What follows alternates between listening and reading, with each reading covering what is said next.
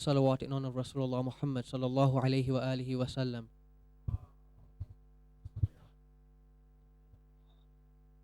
The second in honor of Amir al-Mu'mineen Ali ibn Abi Talib.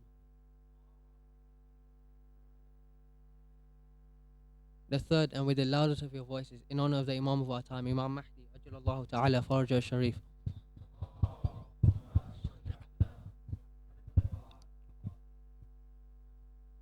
Scholars, brothers and sisters, Assalamu alaikum wa rahmatullahi wa barakatuh. As we reach the end of this Arba'in period, we should ask ourselves what lessons we can truly learn from the month of Muharram and the month of Safar, and what relevance it plays in our lives as youth. For surely Imam al-Hussein did not sacrifice his life to only be remembered in 61 AH, nor did he sacrifice his life to only be remembered once a year in the month of Muharram, where we come and gather and learn of the tragedies that befell on him and his family. For surely the lessons of Karbala are infinite, be it the determination of Abbas, the courage of Zainab, the patience of Imam Zainul Abidin, or the lessons we can implement from the story of the Christian martyr Wahhab. For surely it is said, let not one day be the exact same as yesterday. For if we come to the majalis of Imam al-Hussein every year and not gain any new knowledge, not gain any new lessons, we should ask ourselves, what purpose does our presence truly serve? For surely if this is the case, then it can be one of two options. Either the story of Karbala is a limited one and we can only gain a certain number of lessons from it, and that this idea we can gain unlimited knowledge, unlimited lessons from it is a flawed idea. Or the second, which is most probable and most likely, that the problem lies within us. We are too arrogant to think we can learn new lessons from the Ahlul Bayt. We are too arrogant to think we can learn new lessons from the sacrifice of Imam al-Hussein. And if this is the case, this does apply to some people who really do think there is no necessity in learning lessons from the Ahlul Bayt, who really do think there is no necessity in learning new lessons from the sacrifice of Imam al-Hussein. Therefore, in this lecture, inshallah, I wish to discuss some of the lessons us youth can implement in our lives from the tragedy of Imam al-Hussein, and why it's necessary, and why there's such an incumbence upon us as Muslims, us as human beings, to take lessons from the Ahlul Bayt alayhimus salam. And I wish to do this in the following stages. Number one, what is the importance of history? Number two, why take examples from the Ahlul Bayt? Number three, what lessons can we as youth implement in our lives from the tragedy of Karbala, and what relevance does the month of Muharram play in our lives? Number one, what is the importance of history? Some like to argue and suggest that history is just a mere fact of the past and that we cannot do anything to change it. So there's no importance in history. There's no need to study history. So why do we study history? What is the importance behind history? Yes, those who make the accusation are correct that we cannot do anything to change history, nor will we be judged by the actions of those who come before us. But history is there so we can learn from it. Without history, we would make the same mistakes as the generation who come before us. Without history, we would make the same mistakes as the generation who come before us. And without history, we would not know who was right and who was wrong. How would we know Imam Ali was right and Muawiyah was wrong? How would we know Imam Ali was chosen by Allah subhanahu wa ta'ala and Abu Bakr was not? How would we know the verse in the Quran, Bismillahir Rahmanir Rahim, إنما وليكم الله ورسوله والذين آمنوا يقيمون الصلاة ويؤتون الزكاة وهم راكعون, where Imam Ali gave his ring to a man who came begging in Masjid Kufa? How would we know this verse is in reference to him? It is because of history and that it's been recorded in historical books we know. But what significance is that? I think what significance is there to know Imam Ali, son of Abu Talib, gave his ring to a man who came begging in Masjid Kufa? It's just a mere historical fact. To know Imam Ali, son of Abu Talib, cousin of the Holy Prophet, gave his ring to a man who came begging in Masjid Kufa. But to us, it should act as the stepping stone and pathway to Allah subhanahu wa ta'ala. To know Allah subhanahu wa ta'ala has exalted and praised the status of Imam Ali in the Quran. To know Allah subhanahu wa ta'ala has exalted and praised the status of the Ahlul Bayt in the Quran. To know that Allah subhanahu wa ta'ala has done this, we should use their example and use their teachings and implement it in our lives. Therefore, the question arises, why do we take the example of the Ahlul Bayt? As in, if one were to ask us, whose example do you take and what example do you take? And we reply to them by saying, we take the example of the Ahlul Bayt. And they reply by saying, why do you take the example of the Ahlul Bayt? What's so special about the Ahlul Bayt? What's so special about Imam al-Hussein? What's so special about the sacrifice of Karbala and what he did? To such people who ask such questions and make such accusations that we shouldn't use the Ahlul Bayt as a means of guidance, reply to them by saying, haven't they read the verse in the Quran where Allah subhanahu wa ta'ala refers to the Ahlul Bayt and Imam al-Hussein, where he says, Bismillahir Rahmanir Rahim, إِنَّمَا يُرِيدُ اللَّهُ لِيُذْهِبَ عَنْكُمُ الرِّجْسَ أَهْلَ الْبَيْتِ وَيُطَهِّرَكُمْ تَطْهِيرًا.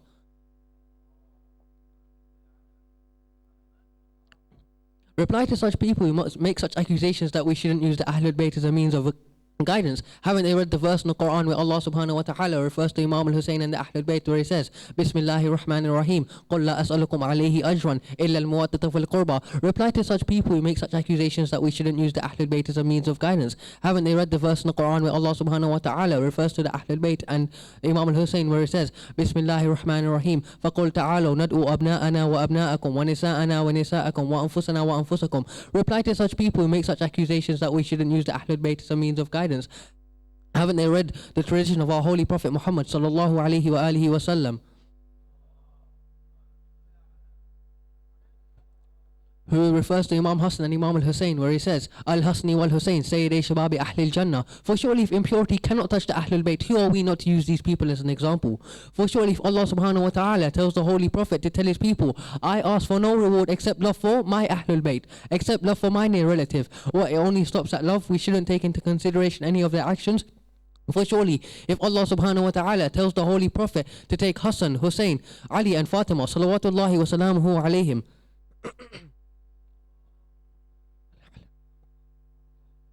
to Mubahila, to prove to the Christians of Najran who's right and who's wrong, we shouldn't use these people as an example. For surely the better question is, which better example is there than the Ahlul Bayt? Which better example is there than Imam Ali, Imam Hassan, Imam Hussein, Imam Sajjad? Which better example is there? For if these people reply by saying, we take the example of the Holy Prophet and his example alone and solely, and we use the Quran to decipher what is right and what is wrong, and the Sunnah of the Holy Prophet and his actions to decipher what is right and what is wrong, reply to these people by saying, yes, we use the same means of guidance, but we also use the Ahlul Bayt as a means of guidance, as per the tradition of the Holy Prophet, who said, Inni tarikun fikum al-thaqalain, kitab Allah wa itrati Ahlul Bayti. I leave behind for you two weighty things, the book of Allah subhanahu wa ta'ala and my Ahlul Bayt. For if surely these people use the Quran as a means of guidance, and the Holy Prophet puts besides the Quran the Ahlul Bayt, we shouldn't use the Ahlul Bayt as a means of guidance. Therefore, the question arises, what lessons can we learn from the Ahlul Bayt? What lessons can we implement as youth from the sacrifice of Imam al-Hussein? Inshallah, in this short lecture, I wish to discuss some of the lessons and some of the principles we as youth can implement in our lives from the tragedy of Imam al-Hussein. The first lesson I wish to discuss with you is the lesson we can learn from the character of Hur bin Yazid al-Riyahi. Now, who was Hur bin Yazid al-Riyahi? Hur was the man that caused Imam al-Hussein to die on the plains of Karbala. Hur and his army of around 1,000 men stopped the army of Imam al-Hussein and told him, O Hussein, you either stop at this place or you go back to where you came from. Imam al-Hussein had asked Hur, O Hur, what land is this? Where are we? Hur had replied, this is the land of Nineveh. This is the land of Karbala. Imam al-Hussein had told him, O Hur, we will stop at this place, as this is where my grandfather, the Holy Prophet Muhammad sallallahu alaihi wa alihi wasallam,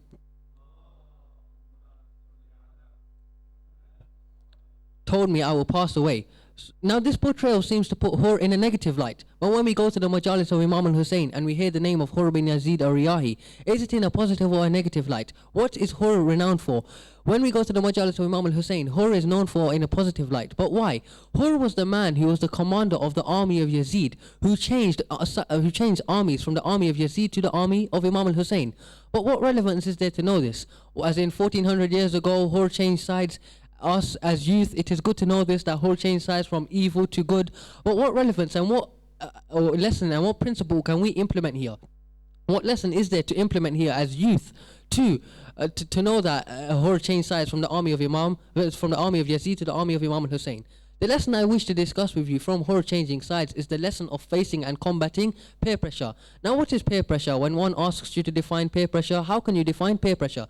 Peer pressure is the act of being put into a situation in which you do not feel comfortable and under your own free will not do. Now, what lesson can we learn here? For surely if your friend asks you to do something, do not immediately fall into their trap and be the slave of your friend. For surely Hur was the last one in our minds to change armies. He was the commander of the army of Yazid. He would be peer pressuring and forcing other people to join his army. He wouldn't take kindly into peer pressure. No, Hur wouldn't take kindly into being forced into staying into his army. This was not Hur. But what relevance is there to know this? As in, to know that Hur changed sides, what actual physical lesson can we take away from this gathering? What principle can we take away from this gathering to know Hur changed sides? What lesson and what principle can we take away from this gathering apart from peer pressure, apart from the act of being put into a situation in which you do not feel comfortable? How can we combat this act of being peer pressured into doing negative things? The act and the principle I wish to discuss with you is to question everything we do. For surely if your friend asks you to miss a class, Have this moral understanding and have this questioning. Is it right or wrong to miss a class? Is it okay to miss a class? For surely Hur had this understanding. He understood what was right and what was wrong. He understood that his decision was going to impact on whether he had died right there or then, or whether he was going to die at a later stage. He had this understanding, he had this questioning, and understood that his decision was going to impact on whether Allah subhanahu wa ta'ala was going to send him to Jannah or Jahannam.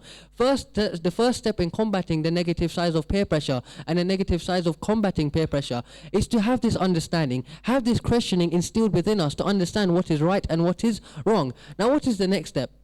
What else can we do to implement this lesson of war and combat peer pressure?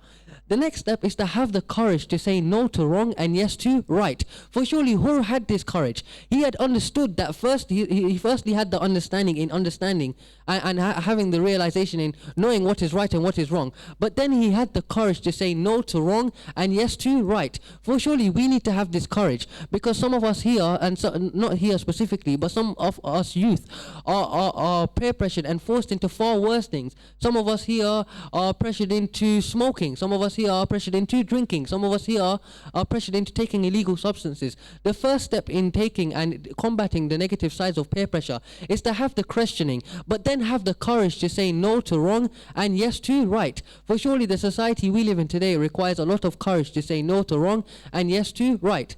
The next lesson I wish to discuss with you is the lesson from the tragedy of Imam al-Hussein, salamullahi alayhi.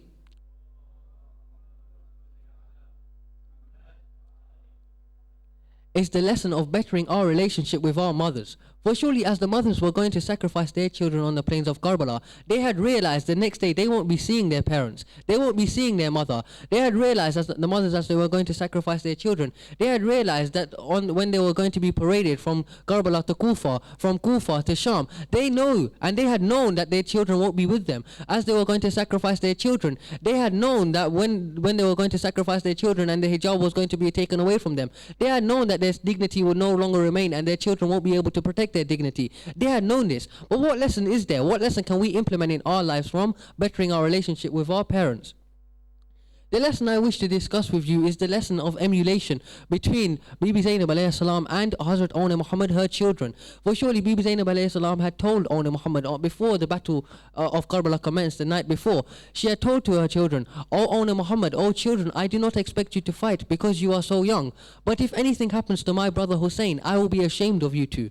To which Awna Muhammad responded by saying, "O mother, unless you forbid us from fighting, we will not fight. But only unless you forbid us from fighting, we will go out and show the enemies of Islam how brave the children of Islam are." Here, Bibi Zainab alayhi salam teaches us a lesson. What relevance is there to know? But what lessons and what principles can we derive from this dialogue between Bibi Zainab alayhi salam and her children? What lesson and what can we take away from this gathering? For surely Bibi Zainab alayhi salam had told her children, "O Awna Muhammad, I do not expect you to fight because you are so young."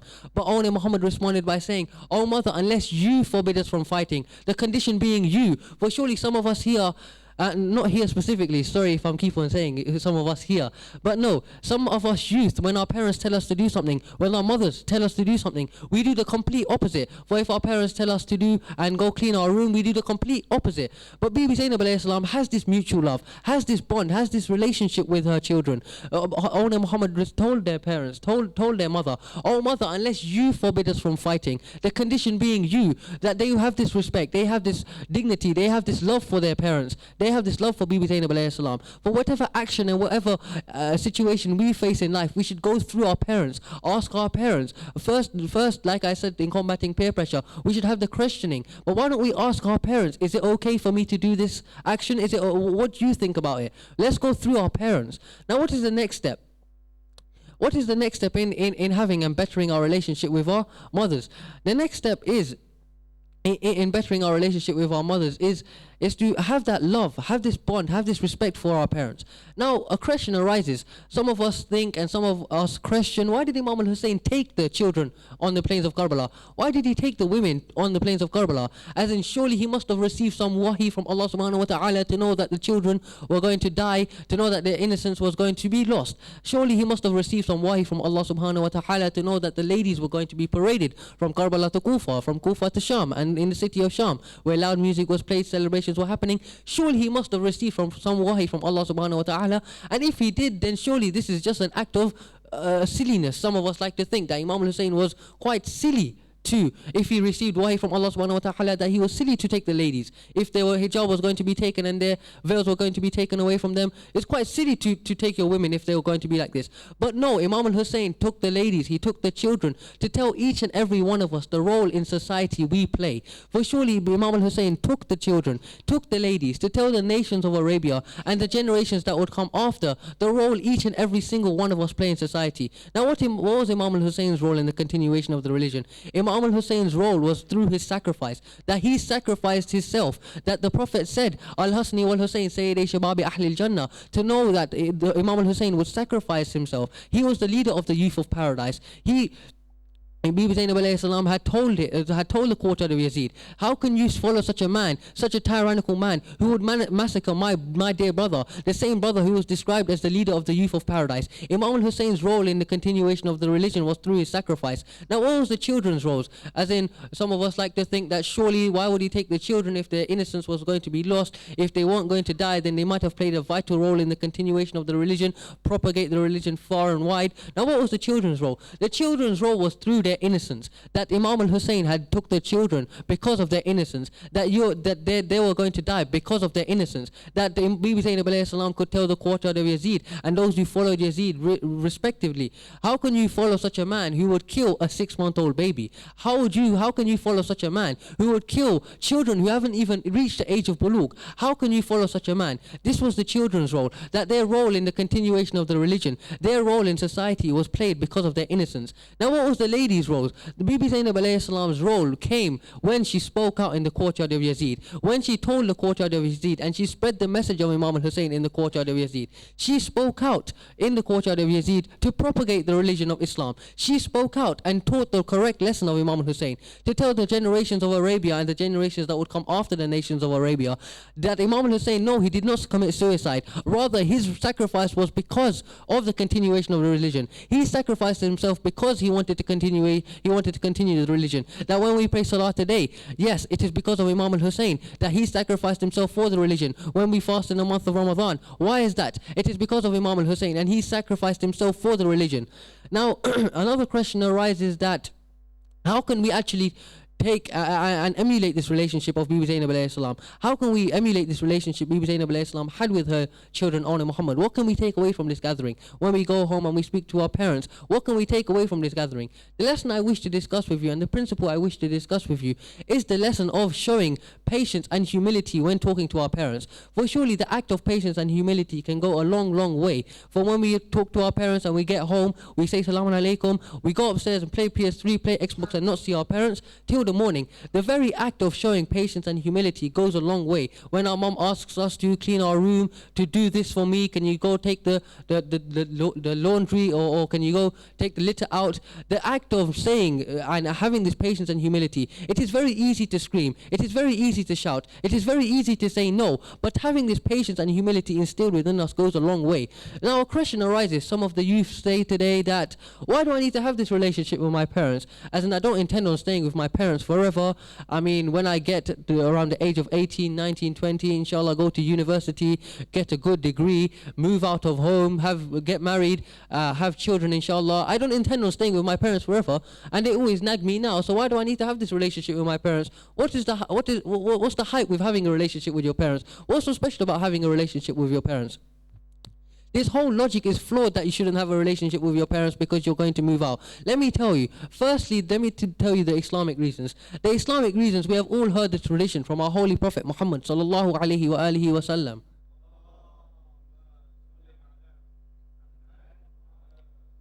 who said of our mothers, heaven lies under the feet of your mother. Don't ever think if you disrespect your mother, you would ever smell the fragrance of paradise. Now, what are the external reasons? Let's say, for instance, I'm an atheist and don't believe in the concept of Jannah and Jahannam. Why should I respect my parents? Why should I have this respect and mutual love for and love for my parents? Why do I need to have this? The very act of wanting to pay your parents back for all those years they had, to know that your mother had borne you for 9 months, to know that your parents had gone through hardship, pain, suffering, endured financial difficulty because of your upbringing, to know when you go home you have food on the table, that should be enough of a reason. To know when you go home you have a roof on top of your head, that should be enough of a reason. To know when you go home that you have food on the table to eat, that should be enough of a reason to pay your parents back. Now a question arises, as in when my parents and I get excellent exam results, for instance, my parents don't openly say, "Oh, Muhammad, well done, you done excellent in your exam results." They don't show this love or warmth for me. So why do I need to show this love or warmth for them? Why do I need to have this relationship? Why do I need to have this bond with my parents? The very act and this whole logic is completely flawed. Let me tell you why. Like I just previously said, to know that when you go home you have a roof on top of your head, that should be enough of a reason to show that your parents have showed love and warmth to you. To know when you go home you have food on the table, that should be enough of a reason to know that your parents have showed this love and warmth for you. To know when you go home you have a bed to sleep on, that should be enough of a reason that you should want to show this love and affection to your parents. To know that your parents have showed this love and warmth to you, that should be enough of a reason to pay them back. Now, what are some of the other lessons we can learn from Karbala? The next lesson I wish to discuss with you tonight is the lesson of showing modesty and humility when conflicted with the opposite gender. Now one may ask, how does this tie in with the theme of Karbala? How does this tie in with the theme of Muharram? As in, this idea of non-segregation within the classroom, within the school, is one that has only come up of late in the West. So how do I tie in this theme of showing humility and modesty when conflicted with the opposite gender? How do I tie in this theme with Karbala? I tie this theme when Imam al-Hussein had told the ladies in the tents and told Bibi Zainab alayhi salam in the tents to not go out of your tents because of those outside who are na-mahram, to protect your modesty, to protect your humility, to protect your hijab, to protect whatever you have, to protect your dignity, because those outside are of na-mahram. Now, one may ask, if I don't talk to the opposite gender, or Islam has this big problem that I can't talk to the opposite gender, I can't date the opposite gender, I can't go out with the opposite gender. So why does Islam have this big problem? Why does Islam not allow me to talk to the opposite gender? For surely it is here in the West that if you can't talk to the opposite gender, your chances in life are completely split. If you are socially awkward and can't talk to the opposite gender, your chances in life are totally split. Islam's problem does not come with physically talking to the opposite gender. For surely there are examples in history where Bibi Fatima, salamullahi alayha,